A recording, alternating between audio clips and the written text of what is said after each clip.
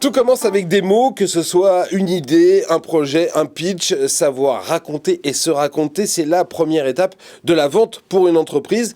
Notre prochain invité, vous allez le voir, il joue et il aime les mots. Justement, il est consultant en entreprise, mais il est aussi éditeur. Étonnant, oui, ça l'est, regardez.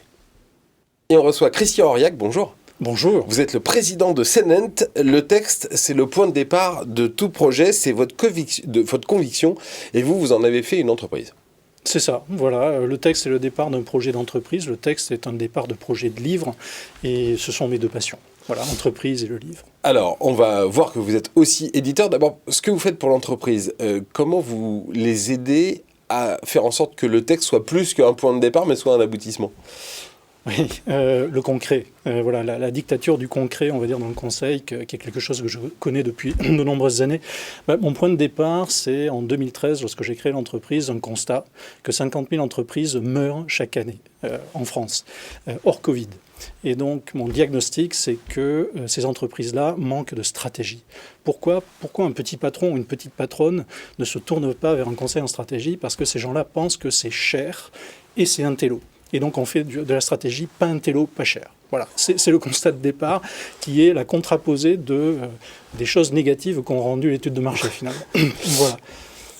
Et donc, vous mettez votre savoir-faire d'entrepreneur, votre savoir-faire de chef d'entreprise au service des PME, et vous les aidez à formaliser tout ça à travers des mots, à travers des textes. Voilà, on commence par un plan stratégique qui, sous l'angle conseil, est constitué de chiffres, de courbes, de choses un petit peu arides, et sous l'angle édition de littérature peut être quelque chose d'un peu plus agréable, c'est-à-dire une fiction qui illustre les fameux chiffres qui sinon resteraient abscons pour beaucoup.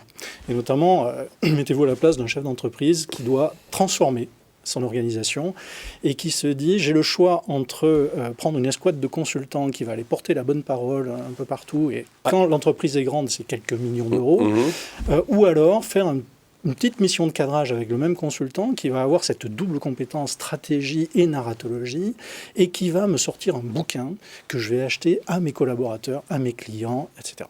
Donc voilà, c'est quelques millions d'euros en face de quelques centaines de milliers. Donc c'est là où votre métier, votre casquette d'éditeur rentre en ligne de compte. Vous éditez des bouquins pour raconter la stratégie de vos clients. Exactement. Alors le futur de l'entreprise. Et alors pour être crédible et aussi pour me faire plaisir, nous sommes aussi éditeurs de littérature pure, c'est-à-dire sans aucun sous-jacent entreprise.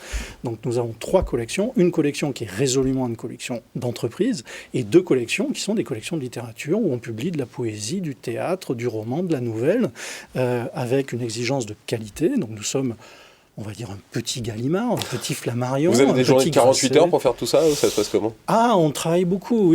Mais alors ça, c'est quelque chose que j'ai compris assez vite lorsque je suis rentré sur le terrain de la PME après avoir été dans des grandes entreprises, au service de grandes entreprises. Lorsqu'il y a 10 ans, je suis rentré de plein pied avec bonheur dans la PME, la start-up, la scale-up. Je me suis rendu compte que les gens travaillent énormément. Enfin vous devez le savoir mieux que personne. Ça m'arrive aussi de temps en temps. Voilà. Simplement, ils sont moins fatigués peut-être que certains professionnels qui font beaucoup d'heures en grande entreprise parce qu'ils vivent leur passion. Justement, votre passion, donc éditer des livres de littérature pure. Le prochain qui sort là, c'est quoi ? Beauté. Beauté au pluriel, point d'exclamation, par Claire Folcolini, agrégée de français de son état, excusez du peu, donc c'est la première fois que c'est un roman ? C'est un recueil de nouvelles. Voilà, donc 8 histoires qui toutes ont un point commun, qui partent d'une idée simple et profonde, qui est que l'exposition à une œuvre d'art peut changer le cours d'une vie. L'exposition à un tableau peut faire connaître l'amour. L'exposition à un poème de Baudelaire tagué dans un ascenseur sordide peut faire sortir de sa déprime, etc. etc. Et ben voilà, ça s'appelle Beauté. Ça fait aussi partie de votre métier, Christian Auriac. Merci beaucoup d'être venu aujourd'hui sur Demain TV. Merci à vous de nous avoir suivis, d'avoir regardé Demain Entreprendre aujourd'hui. On se retrouve très bientôt pour un prochain numéro. Salut.